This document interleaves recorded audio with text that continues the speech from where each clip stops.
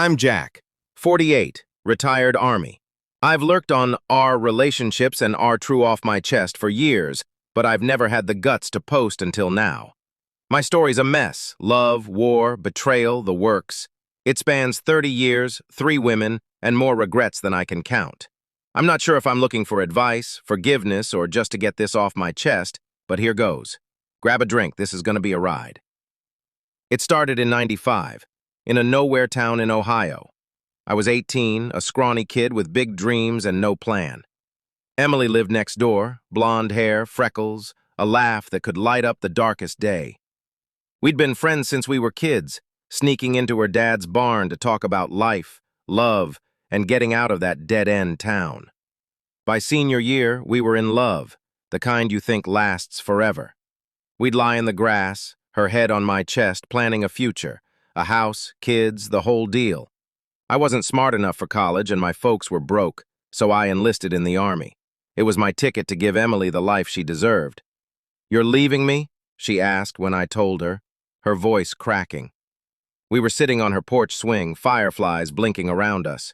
I promised I'd come back after basic training, that I'd save every penny for us. She cried but nodded, kissing me like it was the last time.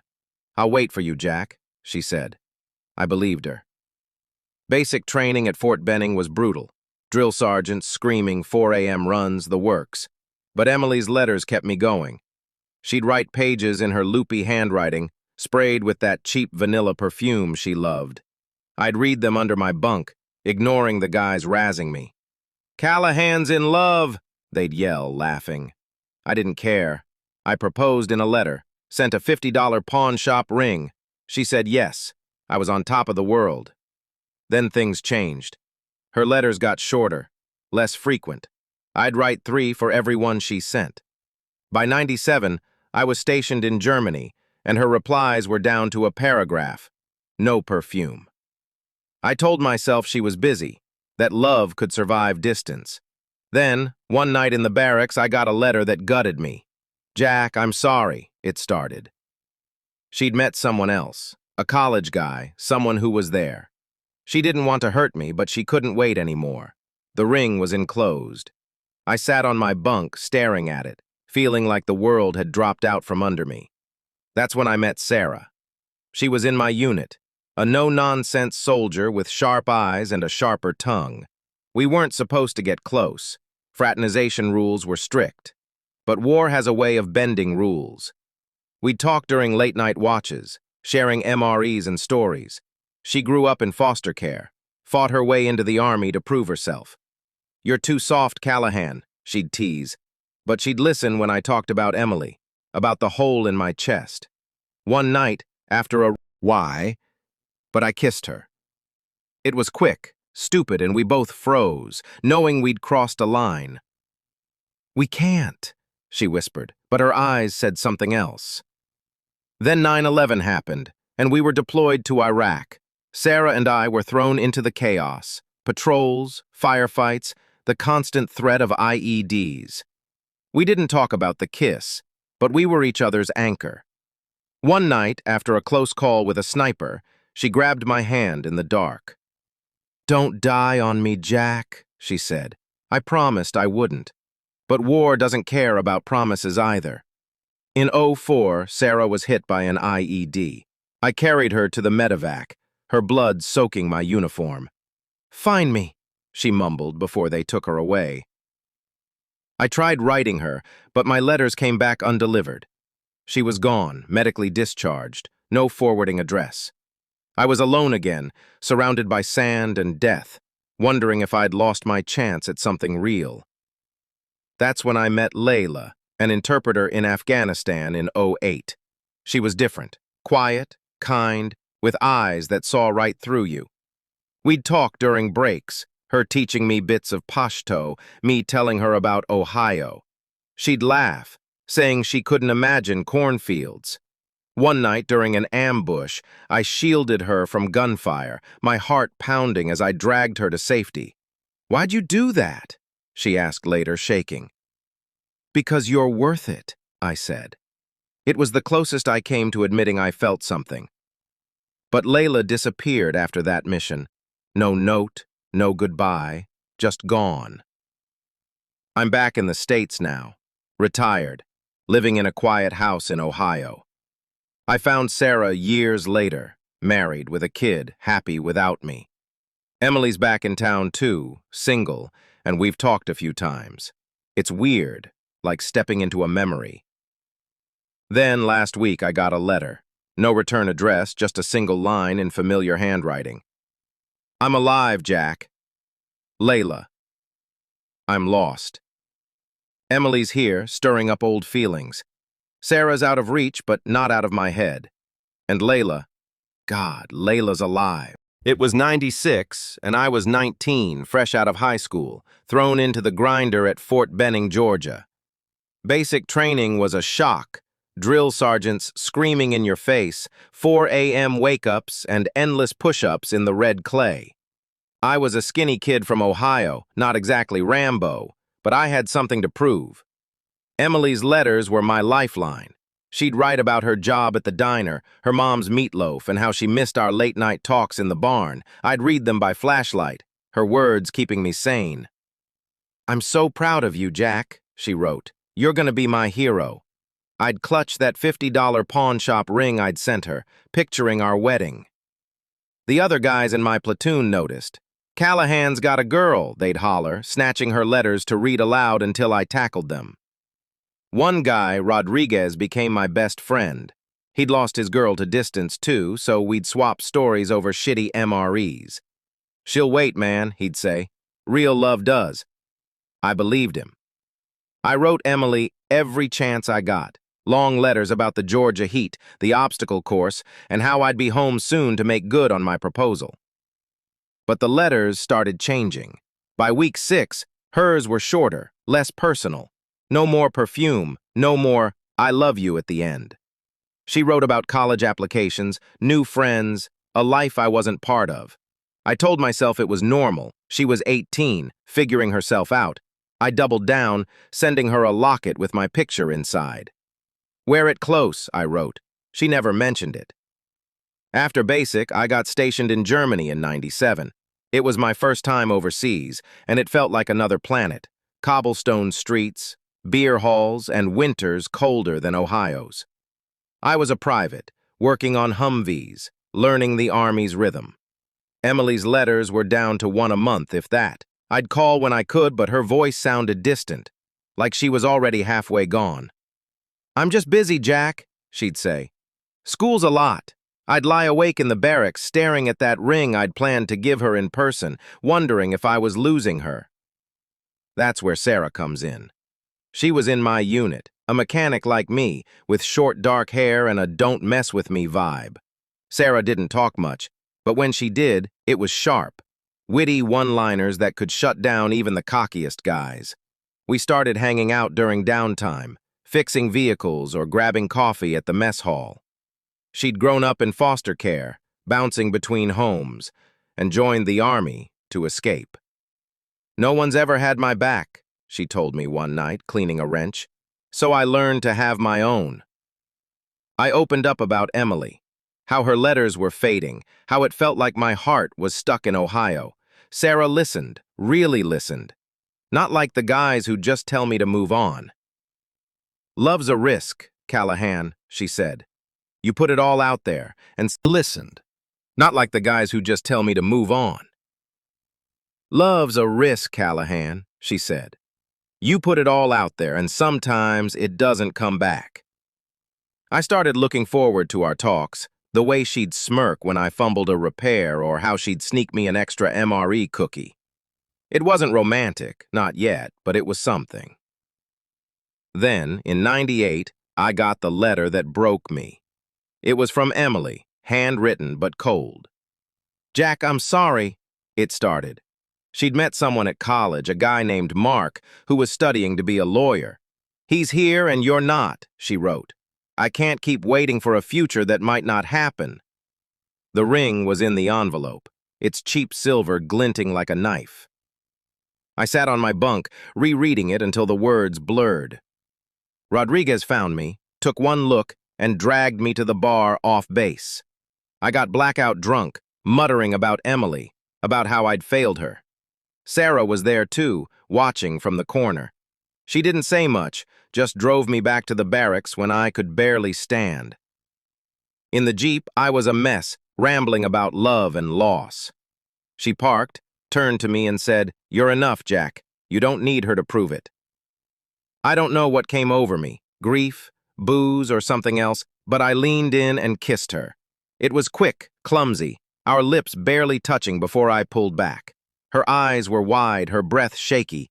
"We can't," she whispered, but she didn't move away. Fraternization was a big no-no. We could both get disciplined. But in that moment, I didn't care. I felt alive for the first time since Emily's letters stopped. We didn't talk about it after.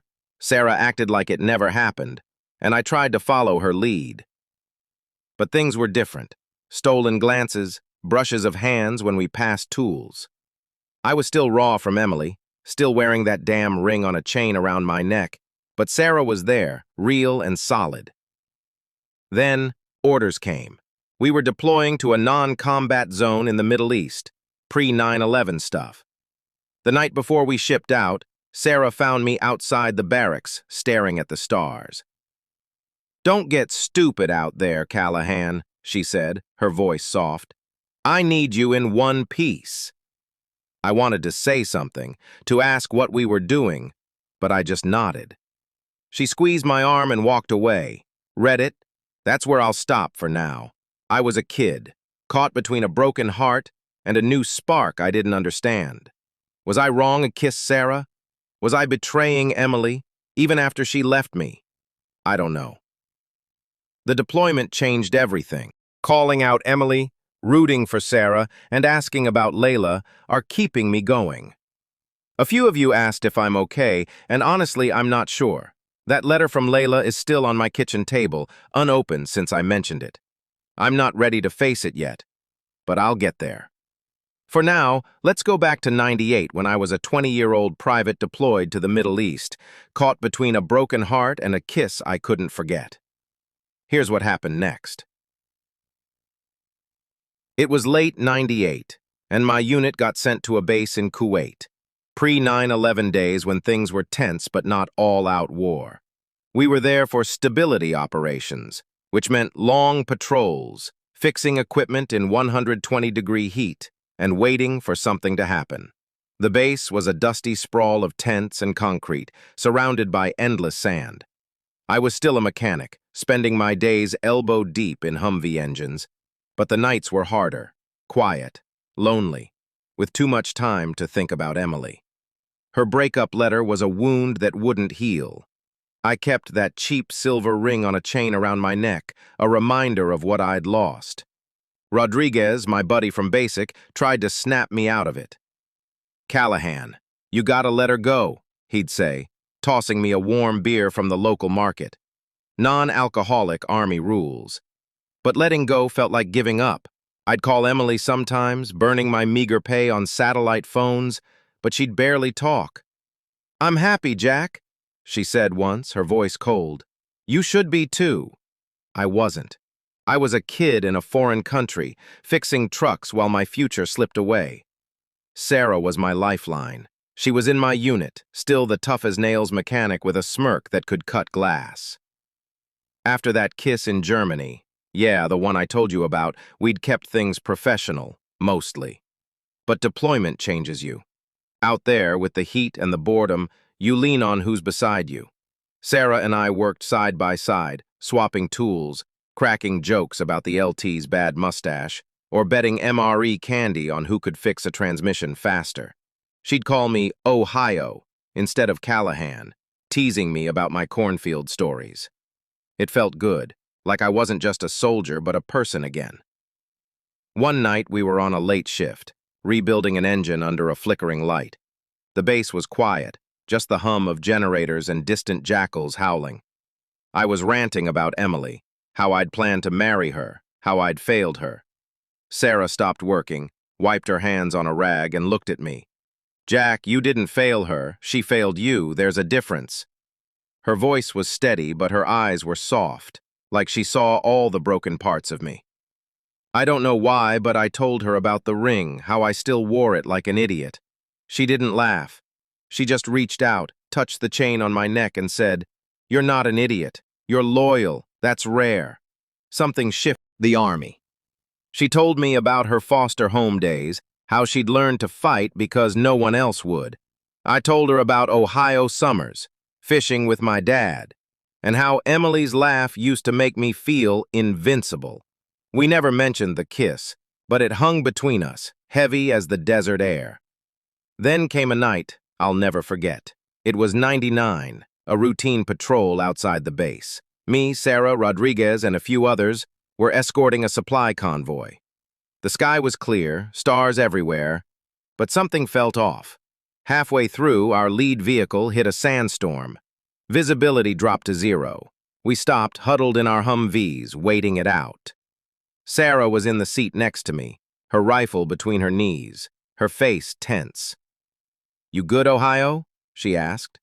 I nodded, but my heart was racing. Not from the storm, but from her. In that moment, stuck in a metal box with sand battering the windows, I wanted to tell her everything, that she made me feel alive, that I was scared of what that meant. The storm cleared, but the night wasn't over. As we rolled back to base, our radio crackled, reports of a small insurgent group nearby. Nothing major, but we were on edge. When we got to the checkpoint, a truck sped toward us. Ignoring our signals, protocol said to fire a warning shot. But Sarah hesitated, her hand on her rifle. "What if it's just a local?" she whispered. I don't know what made me do it. Instinct, stupidity. But I stepped out of the Humvee, waving my arms to stop the truck. It screeched to a halt, and the driver, a terrified old man, started yelling in Arabic. "Hands up."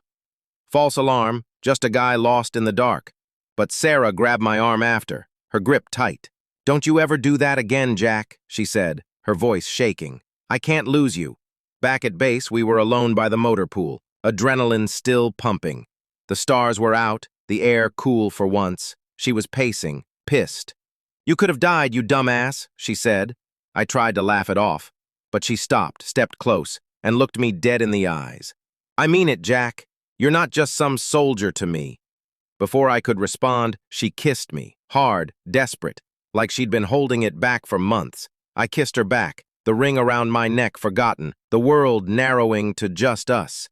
Then we heard Rodriguez's voice, calling us for debrief. We pulled apart, breathless, knowing we'd crossed a line we couldn't uncross. Reddit. I'm stopping here because my hands are shaking writing this. That kiss changed everything. But it didn't last. Not the way I wanted. Sarah and I were playing with fire, and the army doesn't look kindly on that. Plus, Emily was still in my head, and Layla was years away from entering the picture. Layla, what happened with Sarah, and if I ever got over Emily. This is the end, where it all comes together, or falls apart. I'm 48 now, sitting in my quiet Ohio house, and I finally opened that letter. Here's what happened in Iraq, how I lost Sarah, found Layla, and learned what love really costs. It was 2003, and I was 25, deployed to Iraq after 9/11 turned the world upside down. Kuwait was a warm-up. Iraq was chaos, patrols through Baghdad's dusty streets, IEDs hiding in every shadow, and the constant buzz of adrenaline. I was a sergeant now, still a mechanic but leading a small team. Sarah was with me, same unit, same fire in her eyes. That kiss from 99 in Kuwait lingered like a ghost. We hadn't crossed that line again. Fraternization could end our careers, but we were close. Too close. We'd share smokes during breaks, her leaning against a Humvee, me pretending I wasn't falling for her. Rodriguez, my buddy, saw it. "You're screwed, Callahan," he'd grin. "She's got you wrapped." But war doesn't care about feelings. One day, we were on a supply run outside Baghdad. It was supposed to be routine, but nothing's routine in a war zone. Our convoy got hit. An IED flipped the lead vehicle, gunfire erupting from nowhere. I saw Sarah's Humvee take a hit, smoke pouring out. I ran through the chaos, heart pounding, screaming her name. I found her pinned under debris, blood soaking her uniform. "Stay with me, Sarah," I said, dragging her to cover. Her eyes were glassy, but she grabbed my hand. "Find me, Jack," she whispered, like back in Kuwait.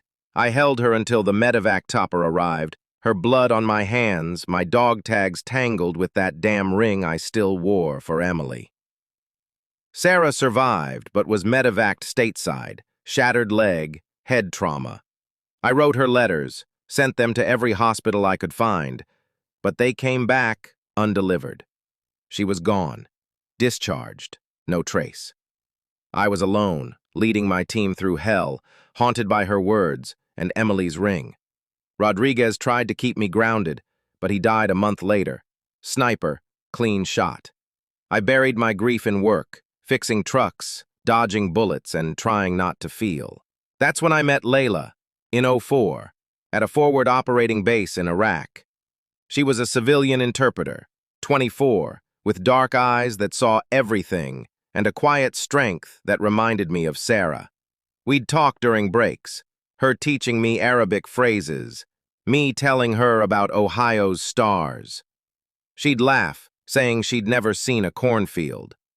Layla was different, caught between cultures, working with us while risking her life from locals who saw her as a traitor. One night, during a mortar attack, I pulled her. I didn't have an answer, just a feeling I hadn't had since Sarah. We grew close, but not like with Sarah. Layla was careful, guarded. She'd talk about her family, her dreams of studying in America, but never about us. One day, we were ambushed on patrol. A kid, no older than 15, aimed an AK-47 at her. I tackled her out of the way, taking a graze to the arm. She was shaken, clinging to me in the aftermath. "You're worth it," I told her, echoing what I'd felt in that moment. She looked at me like she wanted to say something, but the next day, she was gone.